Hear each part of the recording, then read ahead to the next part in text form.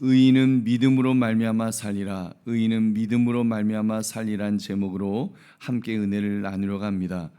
우리는 기다림을 참 어려워합니다. 엘리베이터가 조금만 늦어도 답답해하고 마음이 조급해집니다. 근데 인생에는 이 3초가 아니라 3년, 10년, 정말 몇십 년 평생을 기다려야 되는 그런 문제가 있습니다. 기도했는데 응답이 보이지 않을 때가 있습니다. 악한 사람은 잘 되는 것 같고 정직하게 사는 사람은 손해보는 것 같은 그럴 때가 있습니다. 그때 우리는 질문을 하게 되죠. 하나님 보고 계십니까? 하나님 뭐 하십니까? 이런 마음이 들 때가 있습니다. 오늘 하박국이 바로 그 자리에 서 있었습니다. 갈대아 사람들이 유다를 짓밟았고 더 악한 자가 하나님의 도구가 되는 것 같았습니다. 그러니 선지자의 가슴이 무너져 내렸을 것입니다. 그때 하나님께서 하신 말씀이 오늘 본문입니다. 의인은 그의 믿음으로 말미암아 살리라. 여러분, 이 한 절이 오늘 본문의 심장과 같은 그런 말씀입니다. 이 말씀을 로마서가 이제 인용을 하고 갈라디아서에서도 인용을 하고 히브리서가 인용한 바로 그 말씀입니다. 여러분, 그러므로 오늘 말씀 의인은 믿음으로 말미암아 살리라, 이 제목을 가지고 보이지 않는 현실 속에서 우리가 무엇을 붙들며 살아야 될 것인가를 묵상하는 이 새벽 되시기를 주의 이름으로 축원합니다. 세 가지를 살펴보겠습니다. 첫째, 의인은 어떤 순간에도 하나님 앞을 떠나지 않는 사람입니다. 여러분, 의인은 어떤 순간에도 하나님 앞을 떠나지 않습니다. 우리 1절 말씀 같이 읽겠습니다. 시작. 내가 내 파수하는 곳에 서며 성루에 서리라. 그가 내게 무엇이라 말씀하시는지 기다리고 바라보며 나의 질문에 대하여 어떻게 대답하시는지 보리라 하였더니. 아멘. 지금 하박국은 질문만 던지고 돌아서지 않았습니다. 오히려 파수하는 자리에 서 있었습니다. 파수하는 자리는 단순한 전망대가 아닙니다. 적의 움직임을 살피고 소식을 기다리면서 깨어 있어야 하는 자리입니다. 하박국은 바로 하나님의 응답을 기다리는 이 영적 파수꾼의 자리에 섰던 것입니다. 여기서 우리는 배우게 됩니다. 믿음은 질문이 하나도 없는 상태가 아니라 정말 모든 것이 다 해결된 그런 상태를 우리가 믿음이 있다, 믿음을 가진다 이러는 것이 아니라 사실은 모든 것이 잘 이해가 안 된 상태, 바로 그때를 가리키는 것입니다. 마음속에 질문을 안고서도 하나님 앞을 떠나지 않는 것, 여러분, 이것이 믿음의 모습인 줄로 믿습니다. 여러분, 고난이 올 때 사람은 두 방향으로 움직일 것입니다. 하나는 사람에게서 하나님에게서 멀어지는 방향입니다. 기도해도 소용이 없더라, 정직하게 살아봤자 손해만 보는데 하나님이 어디 계셔 이러면서 그 하나님을 떠나는, 하나님으로부터 멀어지는 그런 사람이 있는가 하면 믿음의 사람은 그 반대로 움직입니다. 더 하나님 앞으로, 정말 이해가 안 되기 때문에 더 하나님 앞으로 가까이 나가고 더 말씀으로 나아가게 되고 더 기도의 자리를 찾는 것입니다. 왜냐하면 질문의 답이 세상에 있지 않고 하나님에게 있음을 믿기 때문인 줄로 믿습니다. 여러분, 그러므로 어떤 고난이 와도 하나님을 떠나지 말고 영적 파수대를 지킬 수 있는 저와 여러분 되시기를 주의 이름으로 축원합니다. 두 번째, 의인은 하나님의 정한 때를 기다리는 사람입니다. 하나님의 정한 때, 여러분, 그것을 기다리는 것이 의인, 믿음의 사람의 모습입니다.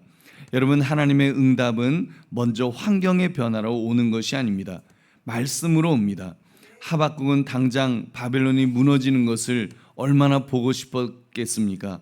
당장 의인이 회복되는 것을 보고 싶었을 것입니다. 근데 하나님은 먼저 이런 말씀을 주셨습니다. 우리 2절 말씀 같이 읽겠습니다. 시작.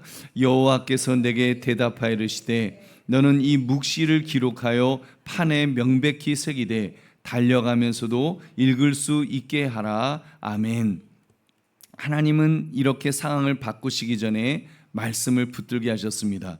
특히 이 묵시, 정말 이 숨겨진 이 계시의 말씀을 기록하여 판에 명백히 새기라고 그렇게 말씀하십니다. 그것도 하박국 한 사람을 위로하는 말씀이 아니라 공동체가 함께 붙들어야 될 공적인 계시를 지금 주신 것입니다. 그래서 이 계시를 기록해라, 명백히 새기라, 달려가면서도 읽을 수 있게 해라. 그러니까 달려가면서도 읽게 하라는 것은 말씀의 그 명백성, 정말 이 긴급성, 또 모든 사람이 알아야 되는 공공성을 강조하는 표현으로 이해해도 좋을 것 같습니다. 아무튼 보십시오. 우리는 자꾸 상황이 바뀌어야 하나님이 일하신다고 생각합니다. 상황을 바꿔주세요. 병이 나아야 응답이고, 길이 열려야 응답이고, 돈이 들어와야 이제 응답이라고 생각합니다. 물론 하나님은 그렇게도 역사하십니다. 그러나 때로는 하나님은 상황보다 먼저 말씀을 주십니다. 왜냐하면 상황이 바뀌기 전에 사람이 먼저 믿음으로 서야 하기 때문인 줄로 믿습니다. 그리고 결정적인 한마디를 주셨습니다. 3절 말씀 같이 읽겠습니다. 시작. 이 묵시는 정한 때가 있나니 그 종말이 속히 이르겠고 결코 거짓되지 아니하리라. 비록 더딜지라도 기다리라. 지체되지 않고 반드시 응하리라. 아멘. 여러분, 정한 때가 있나니, 이 말씀이 굉장히 중요합니다. 하나님의 일에는 정한 때가 있습니다. 악인의 심판에도, 의인의 회복에도, 기도의 응답에도 다 정한 때가 있습니다. 우리 눈에는 더딘 것처럼 보입니다. 그러나 하나님 편에서는 늦지 않습니다. 우리 마음에는 지체되는 것처럼 느껴지지만 하나님의 시간표에는 한순간도 어긋남이 없는 줄로 믿습니다. 우리 보배로운 성도님들, 믿음은 느린 하나님을 억지로 참아드리는 것이 아닙니다. 정확하신 하나님을 신뢰하는 것입니다. 이렇게 고백하는 것입니다. 하나님, 제 시간표로 보면 늦은 것 같이 느껴집니다. 그러나 하나님의 시간표는 틀리지 않은 줄로 믿습니다. 오랫동안 돌아오지 않는 자녀를 두고 무릎 꿇는 부모님이 계실 것입니다. 가정의 회복을 위해서 직장과 건강의 문제를 안고 기도하는 분들이 계실 것입니다. 오늘 하나님이 바로 그런 분들에게 말씀하십니다. 비록 더딜지라도 기다리라. 비록 더딜지라도 기다리라. 여러분, 그 하나님은 기다리라 하십니다. 우리는 그렇게 모든 그 묵시는 또 그렇게 이루어질 것입니다. 우리가 요한계시록에 주님 오시는 그날까지 그 주님을 기다리지 않습니까? 주님의 때를 기다리지 않습니까? 그 하나님의 나라가 이 땅에 새하늘과 새 땅이 임할 것을 우리가 기다리는데 얼마나 정말 시간적으로 보면 얼마나 우리가 오래 기다렸습니까? 보면은 우리가 1999년이면 끝날 줄 알았던 세상이 2000년으로 넘어오고 지금은 또 새로운 문명의 시대라고 말하는 이런 시대로 넘어와서 주님 언제 오십니까? 라고 우리는 정말 그렇게 질문할 수밖에 없지만 여러분, 주님은 분명히 말씀하십니다. 비록 더딜지라도 기다리라. 여러분, 주님의 때는 분명히 올 줄로 믿습니다. 그러므로 더딘 응답 앞에서 낙심하지 말고 정확하신 하나님의 정한 때를 끝까지 기다릴 수 있는 저와 여러분 되시기를 주님의 이름으로 축원합니다. 세 번째, 의인은 세상의 방식이 아니라 믿음으로 사는 사람입니다. 이제 본문의 중심으로 들어갑니다. 우리 4절 말씀 같이 읽겠습니다. 시작. 보라, 그의 마음은 교만하며 그 속에서 정직하지 못하나 의인은 그의 믿음으로 말미암아 살리라. 아멘. 우리 다시 한번 읽겠습니다. 시작. 보라, 그의 마음은 교만하며 그 속에서 정직하지 못하나 의인은 그의 믿음으로 말미암아 살리라. 아멘. 여러분, 아까도 말씀드렸지만 두 사람이 갈라질 것입니다. 교만한 자와 그리고 의인 말입니다. 교만한 자는 단순히 성격이 거만한 사람이 아니라 핵심은 하나님 없이도 살 수 있다고 여기는 사람입니다. 그 교만의 끝이 5절에 나옵니다. 같이 읽겠습니다. 시작. 그는 술을 즐기며 거짓되고 교만하여 가만히 있지 아니하고 수월처럼 자기의 욕심을 넓히며 또 그는 사망 같아서 족한 줄을 모르고 자기에게로 여러 나라를 모으며 여러 백성을 모으나니. 아멘. 여러분, 여기서 이 교만한 자는 바벨론을 가리킬 것입니다. 그들은 끝없이 모은다고 했습니다. 끝없이 삼킨다고 했습니다. 그런데도 만족이 없다고 했습니다. 욕심은 언제나 그렇죠. 조금만 더 벌면, 조금만 더 올라가면 그러면 좋을 줄 압니다. 그러나 욕심은 족한 줄을 모릅니다. 여러분, 그리고 하나님은 그 교만을 향해서 이렇게 선언하십니다. 우리 6절 말씀 같이 읽겠습니다. 시작. 그 무리가 다 속담으로 그를 평론하며 조롱하는 시로 그를 풍자하지 않겠느냐. 곧 이르기를 화 있을진저 자기 소유하는 것을 모으는 자여 언제까지 이르겠느냐. 볼모 잡은 것으로 무겁게 짐진 자여. 아멘. 자기 소유 아닌 것으로 모으는 자여 언제까지 이르겠느냐.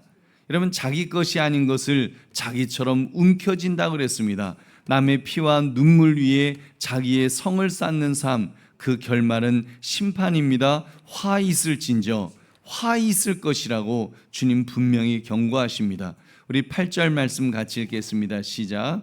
내가 여러 나라를 노력하였으므로 그 모든 민족의 남은 자가 너를 노력하리니 이는 내가 사람의 피를 흘렸으며 또 땅과 성읍과 그 안의 모든 주민에게 강포를 행하였음이니라. 아멘.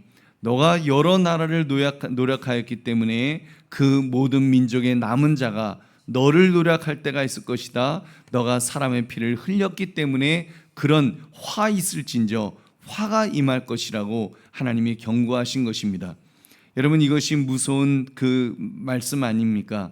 하나님께서 바벨론을 유다를 징계하는 도구로 쓰셨다고 해서 바벨론의 악을 승인하신 것이 아니라고 말씀을 드렸습니다. 하나님은 악인을 도구로 쓰실 수 있습니다. 그러나 악인의 악함은 반드시 이렇게 심판이 있는 줄로 믿습니다. 반드시 심판이 있습니다. 하나님은 공의의 하나님이시기 때문에 여러분, 악을 그냥 두지 않으시는 것입니다. 우리 보배로운 성도님들, 우리 마음속에도 어쩌면 우리도 바벨론 같은 그런 속성이 있습니다. 빨리 모으고 빨리 많이 차지하고 남보다 앞서려는 그런 욕심 말입니다. 세상은 그것이 사는 길이라고 말합니다. 그러나 교만한 자는 빨리 모을 수는 있어도 결국 무너집니다. 의인은 느려 보여도 하나님의 방식으로 삽니다. 오늘 하루 정직하게 말하고 욕심을 멈추고 조급한 판단을 내려놓고 하나님이 정하신 때를 신뢰하며 맡겨진 일을 감당하는 것, 그것이 믿음으로 사는 의인의 삶의 모습인 줄로 믿습니다. 그러므로 악인의 형통을 부러워하지 말고 교만과 타협을 끊어내며 정직하게 믿음으로 서시는 우리 모두가 되시기를 주의 이름으로 축원합니다. 이제 말씀을 맺습니다. 의인은 믿음으로 말미암아 살리라. 이 말씀은 단지 긍정적으로 뭐 생각하라든지 잘 될 줄 믿어라든지 그런 말씀이 아닙니다.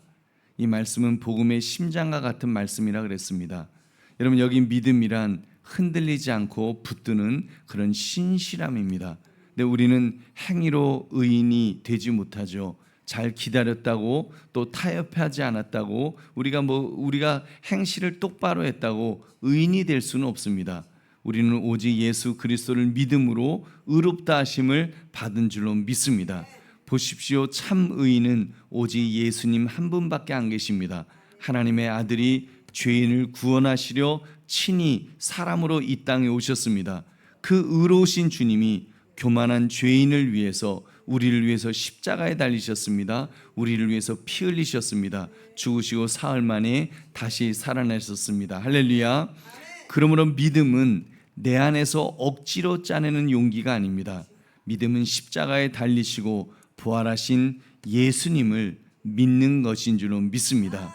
나의 의를 내려놓고 그리스도의 의를 붙드는 그것이 믿음입니다. 여러분, 그러므로 의인은 믿음으로 말미암아 살리라. 이 말씀처럼 보이는 현실이 아니라 신실하신 하나님을 붙들고 십자가와 부활의 주님 안에서 끝까지 믿음으로 사는 저와 여러분 되시기를 주의 이름으로 축원합니다. 기도하겠습니다. 말씀 생각하시면서 하나님, 내 삶에 의인은 믿음으로 말미암아 살리라고 하신 이 말씀대로 살아가는 믿음의 장부 되게 해달라고 우리 주님 앞에 기도하겠습니다. 하나님 아버지, 감사합니다. 오늘 주신 말씀 앞에 하나님 다시 한번 서게